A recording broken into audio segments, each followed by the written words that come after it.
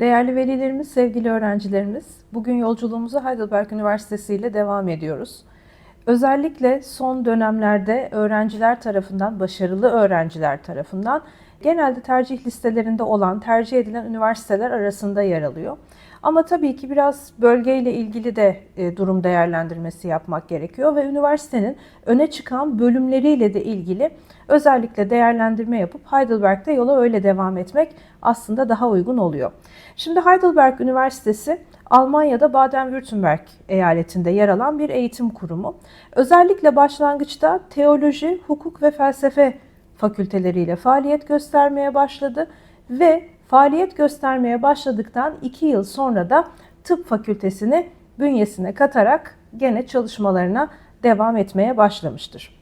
Üniversitenin ilk rektörü Hollandalı ve ilk profesörleri de Paris ve Prag'dan gelen profesörlerle aslında eğitim hayatına başlıyor. Eğitim kurgusu bu şekilde devam ediyor. Ve Heidelberg Üniversitesi kurulduğu günden itibaren önemli araştırmacılar, öğretmenler, mezunlar yetiştiriyor ve birçok alanda da bulunduğu dönemi, çağı etkileyen bir eğitim kurumu statüsünde oluyor. Şimdi üniversitenin sloganı Semper Apertus, yani öğrenme kitabı her zaman açıktır olarak belirlenmiştir.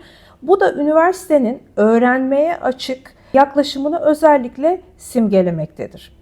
Heidelberg Üniversitesi hızlı bir şekilde büyüyerek özellikle Mart 1390'da 185 öğrenciye ulaşmıştır. Bu geleneksel kurum 1386 yılından itibaren bilim dünyasında da çok büyük etkiye sahip olmuştur. En eski Alman üniversitelerinden biri olan Heidelberg, bilimsel ve toplumsal alanda sürekli belirleyici bir rol oynamıştır. Heidelberg Üniversitesi, uluslararası odaklı bir araştırma ve öğretim kurumu olarak insan, toplum ve doğa konularında sorumluluk bilinciyle hareket eder bir yapıya sahiptir. Üniversite açık ve ön yargısız bir yaklaşım benimseyerek bilgi ve becerilerini geliştirmek isteyen ve geleceğe aktarmak amacı güden bir yapıyla da aslında ilerliyor. Hem geçmişine dayalı güçlü bir gelenekle hem de modern bir vizyonla ve çok geniş konu yelpazesiyle öğrencilere farklı alanlarda eğitim imkanı sunuyor. Özellikle Heidelberg Üniversitesi 2006 yılından itibaren mükemmelliyet girişimi ve mükemmelliyet stratejisi kapsamında başarılı olmuş ve ciddi finansman destekleri almıştır. 2019 yılından itibaren de Heidelberg Üniversitesi Mükemmelliyet Üniversitesi olarak tanınmıştır. Şimdi toplamda baktığımız zaman öğrenci sayısına 31.365 öğrenci sayısından bahsediyoruz. Bu öğrencilerden %55 oranında kadın öğrencilerden oluşmakta ve 6.296 uluslararası öğrenciyle, yani ortalama %20 civarında bir yabancı uyruklu öğrenci profili de aslında bu üniversitede karşımıza çıkıyor. Ve dünya listelerine baktığımız zaman, üniversitenin sıralamasına baktığımız zaman birçok bölümde ilk 50'de yer alan gene çok prestijli üniversitelerden biri. Fakat bu üniversiteye başvurduğunuz zaman kabul cevaplarının gelmesi için işin açıkçası biraz beklemeyi göze almanız lazım. Çünkü genelde bölümler bazında en geç kabuller Heidelberg Üniversitesi'nden geliyor. Burada sizin akademik durumunuz, her videoda vurguladığımız gibi sizin dosyanızın ne kadar dolu olduğu aslında bu üniversitede şansınızın olup olmadığını belirleyen en önemli unsurlardan biri oluyor.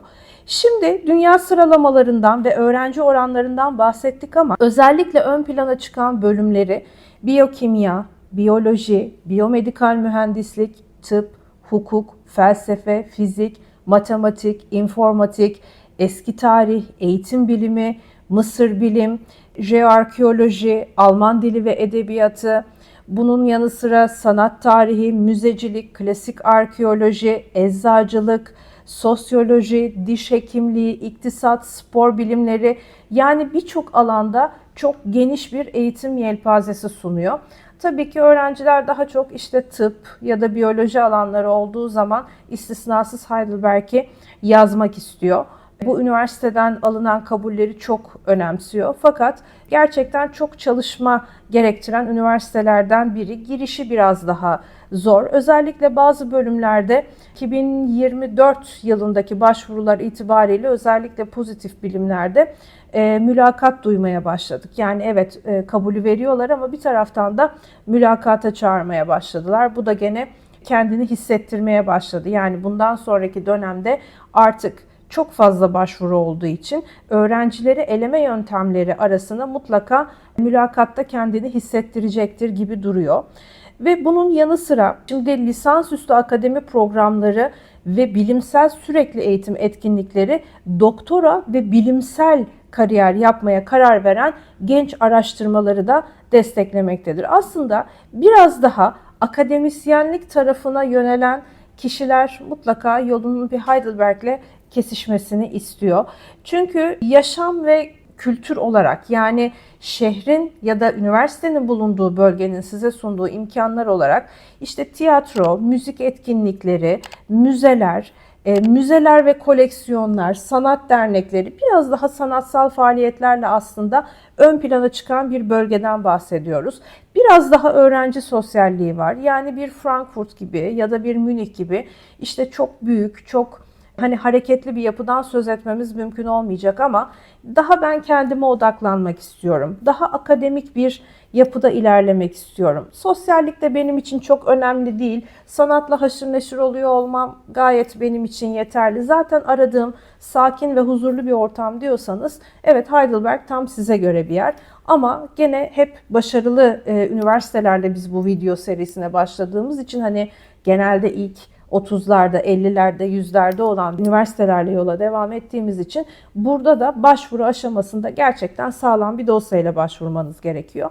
Yüksek puanlarla alım yapıyor. Yüksek puandan kasıt nedir? Bölümüne göre değişkenlik göstermekle birlikte 1.6'lar, 1.4'ler, 1.2'ler, 1.0'lar bunlardan genelde bahsediyoruz. Yani not ortalamanız aslında bu üniversiteye başvurup vurmamanın en belirleyici unsurlarından biri oluyor. Tabii ki her zaman ifade ettiğimiz gibi dosyanın geri kalanını asla ve asla göz ardı etmemeniz gerekiyor. Heidelberg ile ilgili genel olarak söyleyeceklerimiz bunlar.